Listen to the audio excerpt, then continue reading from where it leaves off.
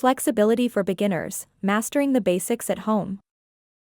In today's fast-paced world, flexibility is not just an option, it's a necessity. Welcome to the journey of enhancing your flexibility at home. First, understand that flexibility training is about consistent practice. Start with dedicating just a few minutes each day to stretching.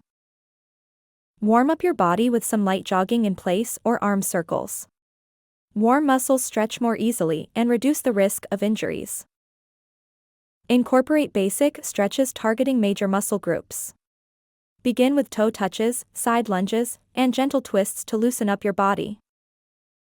Remember, breathing is key. Inhale deeply as you prepare to stretch, exhale slowly as you move into the stretch. It helps deepen the stretch. Listen to your body. If a stretch feels painful, ease up. Flexibility improves over time, pushing too hard can lead to setbacks.